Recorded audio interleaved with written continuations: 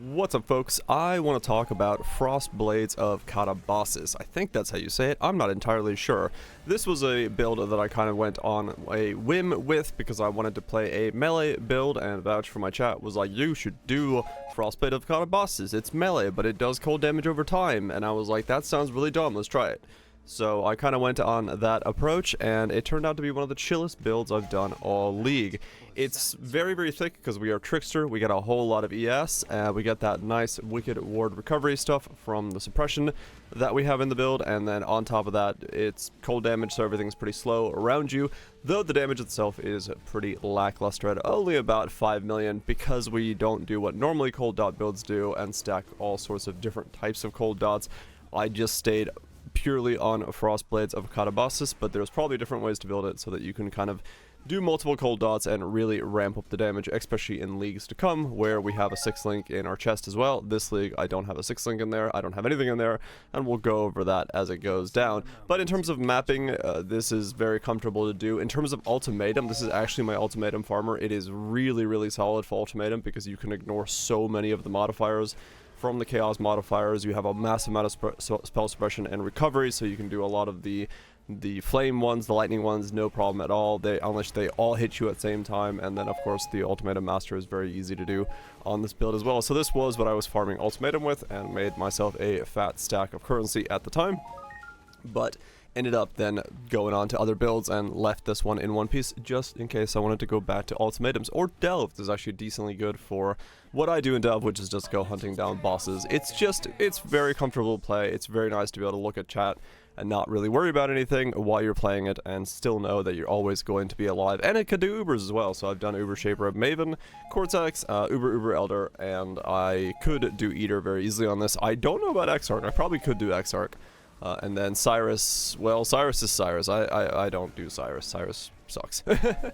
But anyway, let's go on to how the build was built and what it ended up being and what this is actually. Visually, it's very weird because it has no actual visual indicator. You are literally just swinging this around, and then cold damage ground spawns from the skill, and that's it. That's your visual indicator for the build. It is very weird to see Path of Exile with no screen stuff going on whatsoever.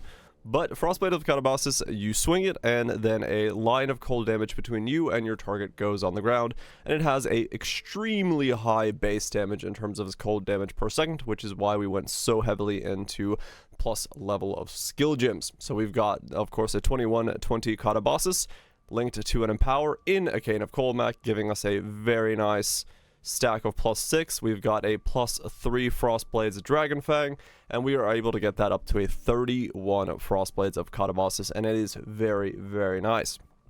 Originally, I did not have a Cane of Coldmac for this build. I originally had this sword, which was +1 socketed gems, +2 socketed melee gems, elemental damage with attacks, which does affect it. And then we had the damage over time and the attack speed. I was using this in the beginning just because I wanted to play with a Squire. They were super cheap, and I got this weird weapon for about 100 C after I annulled a roll off of it, which worked out for me just fine. And then I crafted on the multi-mod for that. But it turns out this was just less DPS. This was about 4.2 million, and the Cane of Coldmac is about 5.5 million, and I was able to get a Cane of Coldmac for like a Divine. So, you know, that's just how it is. I know most of my builds somehow end up wearing a Cane of Coldmac, but for this one, it worked out, and because we don't really need 100% accuracy, we can miss every now and then. The Cane was just fine. We didn't really need to worry about that accuracy roll, because if we miss, we just swing again, and the cold damage is on the ground for like 3 to 4 seconds. It really doesn't matter that much if we're not always hitting fully. So we got Frost Blades of Katabasis, and we'll talk about the Empower, elemental damage and all that stuff as we go through. Swift Affliction, of course, damage over time. Conk Effect. Conk Effect is interesting because you are affecting the more area damage, but you do not get the less area effect. So you can always have Conk Effect in the build. Your area does not change no matter what you do. That is one of the reasons we can run also Blood and Sand in the Blood stance at all times, because it is just always more area damage, and that's it. That's all you care about. The less area, you can't make it bigger, you can't make it smaller. All you can do is attack multiple things at once by using something like non-Val Strike skills, target one additional enemy nearby, or two if you go for the elevated ones. That's the only thing you can do. You can't make it bigger or smaller in any way. So Conk Effect is really good for that. Bone Chill, because we're doing chill, and that's good. That's what it is. I should have flipped that, because that's still 0 quality, but you get the idea. Empower, of course, in Arcana Colomac, giving it that nice +3. Gives us a level 7 Empower, which is fantastic. And then Awaken Elemental Focus, because it is, once again, elemental damage that is on the ground. So it's chilling area. Chilling area doesn't really matter. You still get the effects of it, and you get that more elemental damage on top. So it's all good. That is the 6 link there, and you'll notice we don't have a 6 link in the chest. So that's the big thing here is, of course, we are running the Trickster chest upgrade thing from Escape Artist, which is +1 max energy shield per 6 evasion rating on the body armor, and we got ourselves a very nice 2400 on this. I rolled very luckily on this one and got a T1, T1, T1 as my prefixes for evasion and energy shield. You don't need to go that hard at all on this chest. I just kind of accidentally rolled this, and then I did some chaoses on the prefixes or the suffixes to try to get myself a suppression on there. Got it, and I just kept with that as it was. The reason there's nothing in there, however, is because we are running the Magi, and we're using the Oath of the Magi to give ourselves defenses from equipped body armor are doubled if it has no socketed gems. So because of that reason, my chest piece is giving me basically 7,000 ES. So I go from 4,100 to 11,000 ES just from the chest piece being empty with nothing in it. So that's really, really powerful for the build. Alongside, of course, you get those insane evasion ratings. So going from 24k to 46k just standing around in town, let alone with Flask Up is 61k evasion rating. So that's a very, very powerful setup in the current league that you can do with Magi. Even though Magi probably will go away in the next league, you can still do this build very comfortably because, I mean, when you have 11,000 ES, you really don't mind if you lose like 3,000 of it. This build would feel perfectly fine at 8,000. It really wouldn't have any issues being survivable in any content like ultimatums and stuff, especially once the Wisp buff goes away. Next league, most likely, I don't know if it's going to stick around. So that's why our chest is empty. But if next league, if Oath of the Magi doesn't exist, you go and put a 6 link in here, maybe put in a Winter Tide brand or something like that, get yourself a lot more damage, and then also be able to still have that tankiness aspect to it. So that's a very nice combo of things to keep in mind for later on in what you can do.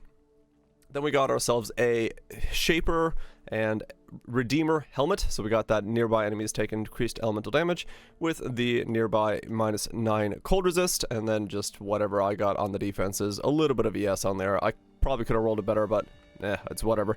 Did a fizz damage taken as fire on there as well. There's probably a bunch of chests you can use on a setup like this. I went with this just because it was something I wanted to kind of mess around with, see if it was good. I don't know what helmets are like the best case scenario. I didn't really do the math for all of the helmet choices, but I figure this would be pretty easy to do just because you smash two things and see what you get. Rim Gaze is probably the easiest one to put in this thing's place, and it probably has about the same level of damage and defenses for ES and such in its entirety. So I just go with a Rim Gaze. I just happen to have an Awakening Orb and wanted to see one of these old-fashioned helmets that we used to make back in my day. So I put one of those together to throw into the build. Then we got cold exposure and of course that additional strike. I did the additional strike just one because I needed something where I could walk around and right click and know that I would always kind of hit something around me. I didn't want to target click things on this build because it just feels wonky to do that. So I went ahead and just did a little bit of +1, and I didn't want to use Ancestral Call in place of one of my links. So that's just there so that when you're walking around you can right click and you'll always hit something around you from the additional nearby enemies, and just go ahead and turn on always attack without moving. It makes the playstyle a lot more comfortable. Other than that, it's just a basic ES thing on the gloves, nothing really fancy on it. I just wanted ES, I needed a little bit of resistances, and that was all that the thing needed to be, so that's all I got on it. It's very basic, very cheap. Nothing fancy there. Kind of the same deal with the boots. I ended up just going with a Fractured Spell Suppression on some boots that I could pick up for cheap, and then spamming them with, I think this was spammed with fossils, maybe, or maybe I just did chaos spam. I don't even know what I did with this. I think it was fossils. I think I just did dense fossils till I hit something, or I did harvest with defenses until I hit something. I just wanted a decent roll of evasion energy shield. good movement speed, and then 1 resist so that I could top off my resistances. And the implicits, I don't know, you could do whatever you want with them.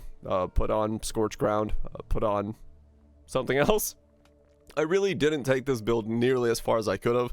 There's a lot of things you could do and optimize in this setup, so if you're wondering how you make it a guide without knowing everything about it, because it didn't need to be. The build was doing everything I needed to do very comfortably, and that's, you know, sometimes that's as far as you need to take gear realistically. As far as the Stygian Vice, the Stygian Vice was one that I just bought. I saw one with some energy shield, with the energy shield rolls on it. The energy shield of the Wed and the strength and fire were on this one, and then I just slammed it with a Crusader Orb and got 3% maximum energy shield just on a whim. Worked out very well for me, so I just ended up keeping that as my belt of choice. Realistically, Wed, energy shield, and a little bit of strength, things like that nature, they're not very difficult to get, they're not very difficult to find, so especially with Crusader Orbs not being one of the more expensive ones, you could probably make something like this very cheaply. You know, just look on the market, see what you can find, maybe annul some Stygian Vices, see if you get lucky with some pickups, and go ahead and slap it with a Crusader Orb, and you'll be pretty good to go. You can always just make one of these yourself by grabbing some Stygian Vices and seeing if you can land Wed and energy shield. I mean, that's really all there is to it. Other than the strength roll, because you do need a little bit of strength on this, but you can get that somewhere else in your gear as well. As far as the rings are concerned, same kind of theory. Energy shield, Wed, bit of resistances, and that's it. You want an evasion roll if you can get it. If on these, both of these have the evasion roll on them because of the mastery here for increases energy shield recharge rate if equipped rings are not recharge maximum energy shield if both equipped rings have explicit evasion modifiers on them. So I ended up going with one of those so that I could get this one to proc. So we got both of those have evasion. That's why that's there alongside the energy shield and the Wed. Now, elemental damage with attacks does affect the skill. It's one of the few things that is kind of weird about it.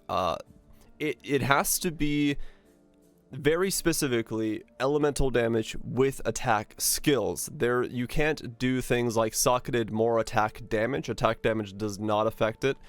There's a bunch of things that seem like they could, but they don't. So you just gotta be very careful. Your limitations in terms of scaling are kind of down to just that elemental damage with attack skills. In, you know, cold damage with attack skills could also work. But other than that, you're going to be scaling this pretty much like a normal cold damage over time build would be scaled. So for here, we're getting those elemental damages, cold damage over time multipliers, elemental damages, resistances, stuff of that nature. Where this build really, once again, this league pushes forward a lot more is, of course, we're using the Adorned. The Adorned for this build is 116%. For me, I just didn't want to invest into something higher. I really didn't need to. I didn't really want to. So I went with a 116% Adorned, and then all the rest of my gems are cold damage over time and 8% maximum energy shield. So I bought a bunch of fractured cold damage over time and spammed them until I got maximum energy shield, and then corrupted them, and every single one of these is 70% cold damage over time and 70% max energy shield. Some of them have implicits, some of them don't. This one got really lucky and I got corrupted blood on it. It's worth way too much money. I'm probably going to end up selling that one. Same with these. These have nothing on them implicitly. This one's got reduced poison duration. So if you really wanted to go ham with a bunch of Adorned jewels, you could come up with ways of getting your stuff away, you know, corrupting enough of them to get like shock immunity, then go Storm Shroud or something. You know, you could do all that kind of stuff. I think Storm Shroud works that. I don't remember. But you could come up with a way to do all sorts of fancy stuff for immunities on the Adorned jewels, especially if you wanted to buy a little bit higher one and get it so that each one of these was like 50% immunities to stuff. You could do that. That way, you know, 100% reduced would be just 2 jewels. You could do a lot if you wanted to. I didn't need it because I was just doing ultimatums of Ubers, and it doesn't really require it for that content, so yeah, I just left it as it was. These jewels were kind of a pain to make. They cost me a lot of time because I had to keep buying bases, and the quicker I made them, the quicker the market of bases got removed from existence. So there was a point where I started going from what started off as about 40 to 30 C per base to the last ones were about a divine. I think I went through about 20 joules to generate the, I think, 7 or 8 that I use in this build. So your mileage may vary on terms of how much it takes to get that going. But that's just what I ended up going with because that was the only way I was going to make that work. In terms of tinctures, we are using just the Culling Strike and Frost on hit. This is just to help a little bit with mapping. The problem with this is, of course, it does not help with your overall DPS on things like Ubers because, you know, they're only on full life for that first hit, and 12 seconds is not that long of a time. But in terms of mapping and rares and stuff like that, it does make things a lot easier. Of course, Culling Strike being in there is very lovely. And then because we are boosted into the tinctures, we also use the 3 charges for the ones next to it, as well as the 30% effect if you've hit with a weapon recently, because we are hitting, because we are a cold dot, we are able to use Nature's Concoction. I'm boosting the sulfur and the movement speed alongside the reduced mana cost flask, just to make things a little bit more bearable. I didn't have that much mana regen, so I was using this one. This one should be rolled better, but I just ended up not needing it. This is just enough to run my Arcanist brand and everything else that I need. And then we have an evasion rating, and we have a phasing flask just to have those reduce the curse effects and then give myself that boost of evasion that you saw when I went to 61k. From there, auras are Grace, Discipline, Malevolence, and of course a little Enlighten in there. Enlighten 3 is all you really need. Malevolence of Grace and Discipline are pretty self-explanatory. Evasion, Energy Shield, and Damage is all you need. And then we have an Arcanist brand with Frostbite, Elemental Weakness, and Frostbomb in there because we are right next to Whispers of Doom, so might as well grab that, get ourselves 2 curses. Always very nice. Frostbomb because we do slow damage very slowly, so getting that life regeneration rate into the build for things that heal is very good, as well as the cold exposure that comes from that, so we don't really have to worry about it. I basically have cold exposure in the build twice, from inflicting minus 11% there and minus 15% here, but this one's mostly for bosses when I put Arcanist brand down. As far as the focus, it is the focus on the chest piece, which is the recovery of energy shield when you focus. It's just a nice little heal button. Most energy shield builds don't really have a heal in terms of a flask, so having the focus on there because I had space for it is what I ended up going with for that. And then for the anoint, we need sovereignty. Once again, a little bit of a reservation issue, so I ended up where's sovereign? There it is. I ended up just getting that as my reservation. There are more powerful reservations in terms of what you can do for damage, but this one ended up being the one I used for just getting in all the auras that I wanted into the build, allowing me to also fit in that blood and sand to get that more area damage, because it is a melee skill, so we get to utilize that for Frost Blades of Katabasis. And it's very fun. It's very fun. It's not flashy. It's not fast. It's not anything that's, you know, is going to blow anyone's socks off, but it is very, very comfortable to play. I was very surprised, very pleasantly surprised at how comfortable the build was to play and just like get going. And even now with I have other characters that I've been working on since this one, but now that I came back from playing a bit of Power World and I wanted to chill out for a day and figure out what the next build was going to be, I hopped back on this guy and just enjoyed myself a little bit of mapping, a little bit of Ubers, and a little bit of Ultimatum, and I am very, very pleased with how this build worked out. So hope you give it a try if you're interested in something like that. Definitely worth checking any kind of Trickster builds out this league without stuff in the chest piece, because that is something we might not be able to do again, and you get yourself some really nice ES numbers from that. It's very fun to do. Of course, you just need a 4-socket helmet or a glove, or use a 6-link in your staff or weapon or whatever. But it's very fun, and you should definitely check those out. Other than that, though, I'm gonna go and try to sell myself one of these fancy expensive that which was taken, and we'll move on to the next build, which should be cast on crit something. I will see you in that one. Peace.